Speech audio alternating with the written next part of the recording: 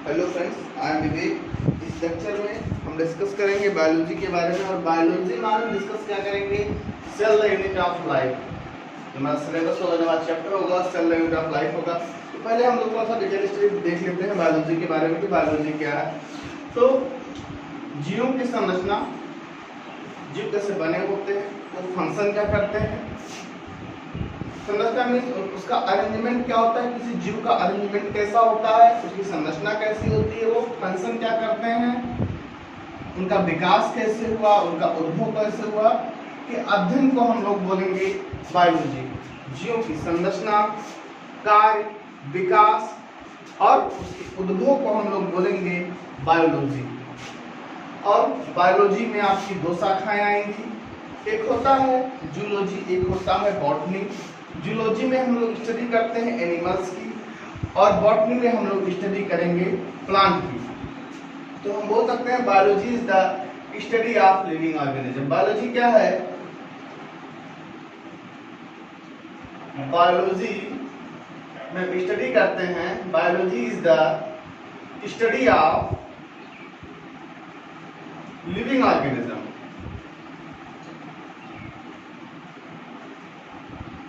तो बायोलॉजी में हम स्टडी करते हैं लिविंग ऑर्गेनिज्म की। बायोलॉजी में हम क्या स्टडी करते हैं?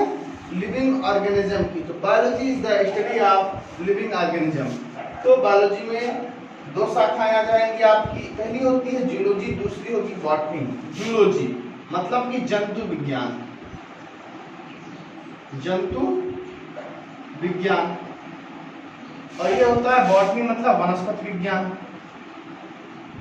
ये बेसिक लेक्चर है, हम लोग काफी ज्यादा जो है डीप पढ़ेंगे तो सब कुछ वनस्पति विज्ञान। अब बात आती है कि फादर ऑफ जूलॉजी कौन थे? तो फादर ऑफ जूलॉजी थे अरस्तु, अरिस्टोटल। तो फादर ऑफ जूलॉजी अरस्तु और father of botany Theophrastus, Theophrastus. तो हमने कहा कि बायोलॉजी में दो शाखा है, जूलॉजी और बॉटनी। तो फादर ऑफ जूलॉजी अरस्तु और फादर ऑफ बॉटनी थियोफ्रास्टस। ठीक, थियोफ्रास्टस।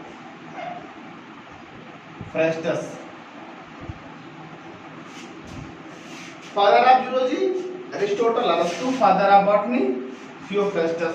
खास बात यह है कि बायोलॉजी के फादर भी जो है अरिस्टोटल ही है, अरिस्टोटल मतलब कि अरिस्तु। और फर्स्ट टाइम बायोलॉजी शब्द किसने प्रयोग किया? लैमार्क ने। और किसने? ट्रेवेरेनस ने। फर्स्ट टाइम बायोलॉजी वर्ड किसने प्रयोग किया?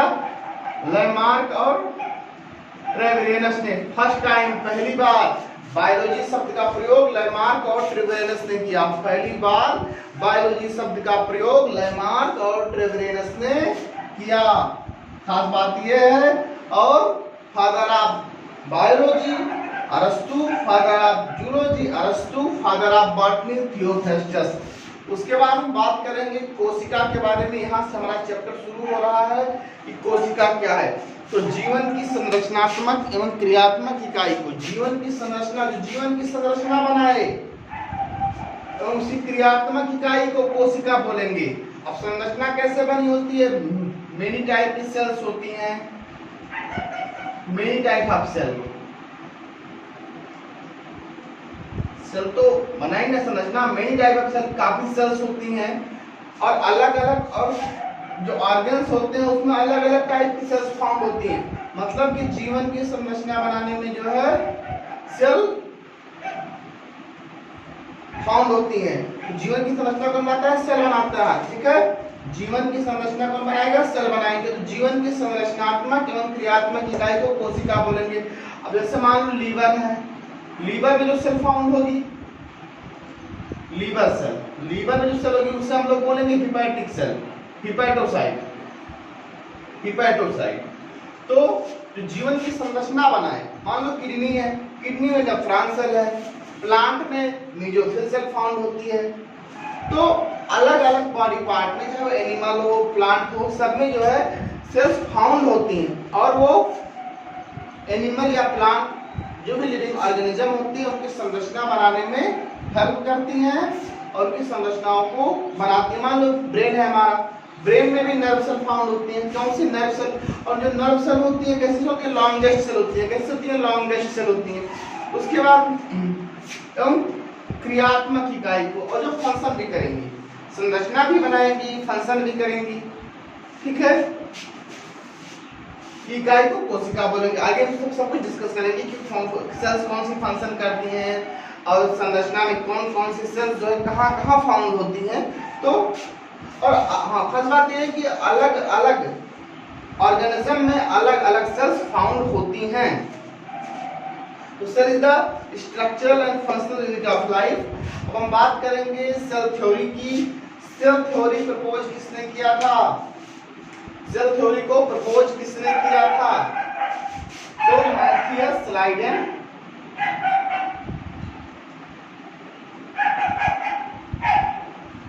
मैथियस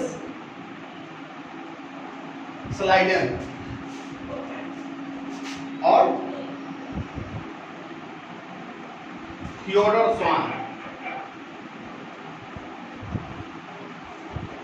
थियोडोर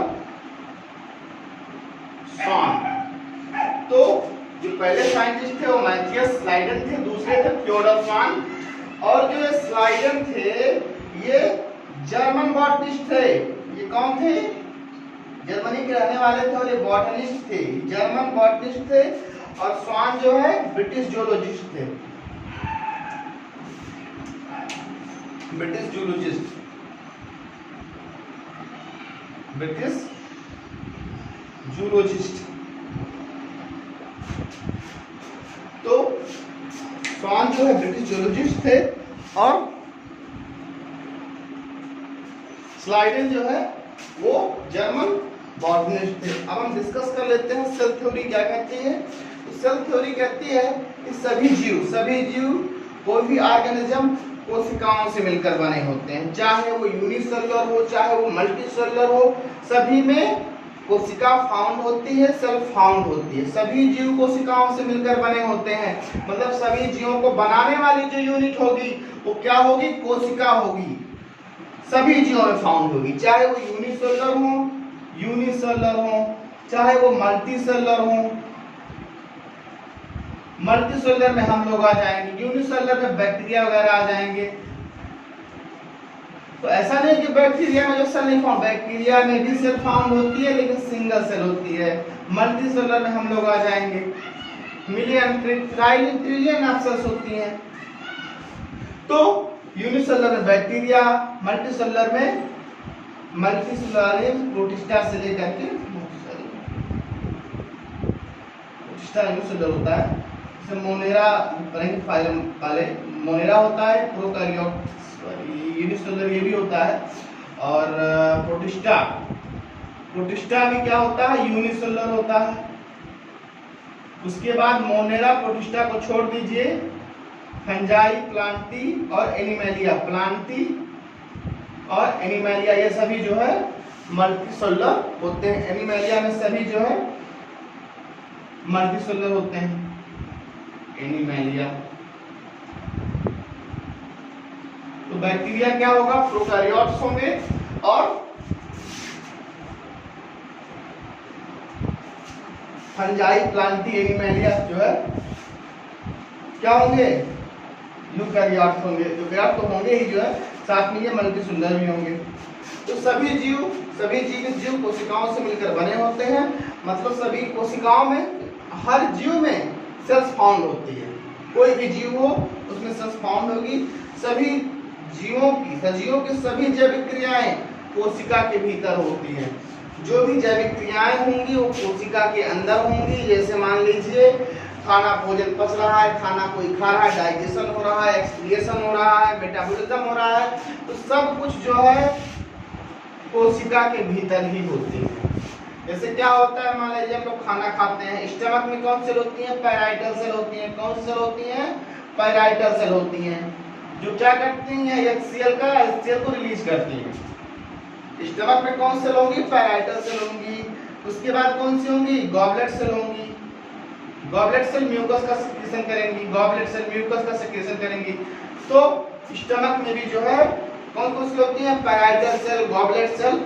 और फिर तीसरा पॉइंट कह रहा है सभी कोशिकाएं अपनी पूर्ववर्ती कोशिकाओं से मिलकर बनी होती हैं। सभी कोशिकाएं अपनी पूर्ववर्ती कोशिकाओं से मिलकर बनी होती है। फिर से हम रिवाइज करते हैं, शुरू करते हैं बायोलॉजी। जीवों की संरचना, कार्य, विकास, उपभोग के अध्ययन को बायोलॉजी कहते हैं। जीवों की संरचना कैसी है, वो कार्य क्या कर रहा है, उसका विकास कैसे हुआ, उसका उपभोग कैसे हुआ के अध्ययन को हम लोग बायोलॉजी बोलेंगे। बायोलॉजी में दो पार्ट आ जाएंगे आपके, दो शाखाएं होंगी, पहली होगी जूलॉजी, दूसरी होगी बॉटनी। जूलॉजी में आपका हम लोग स्टडी करेंगे एनिमल्स की, बॉटनी में हम लोग स्टडी करेंगे प्लांट की, स्टडी करेंगे इसकी प्लांट की। इसमें हम पौधों की स्टडी करेंगे और इसमें हम स्टडी करेंगे एनिमल्स की। अब हम बात करेंगे कोशिका की, तो जीवन की संरचनात्मक जो क्रियात्मक इकाई को जीवन की जो संरचना बनाए और फंक्शन के जीवन की संरचनात्मक और क्रियात्मक इकाई को हम लोग कोशिका बोलेंगे।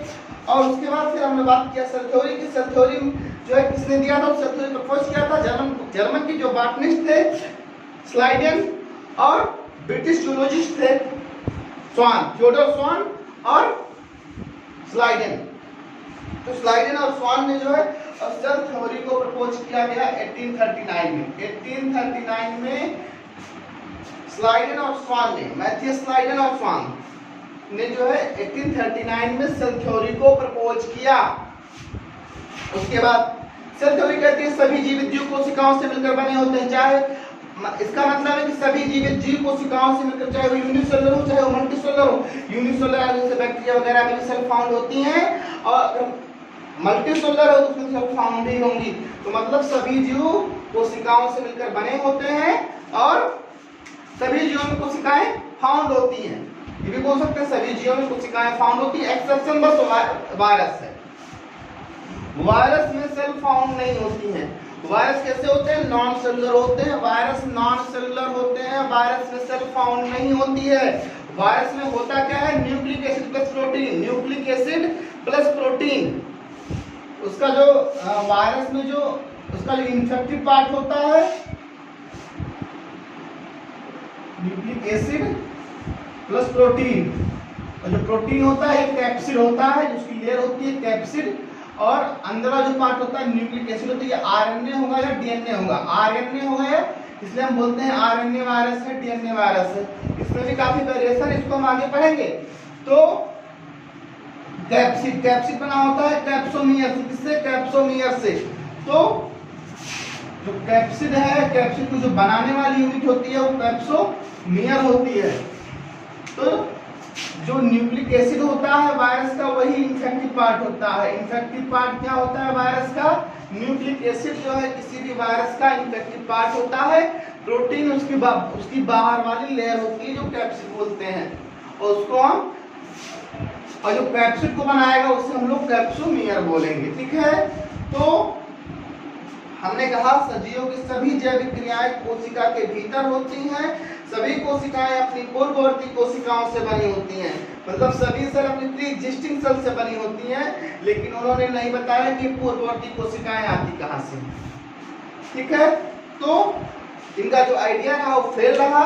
उसके बाद साइंटिस्ट आए, ठीक है, आप नोट कर लीजिए, इसको हम हटा देते हैं।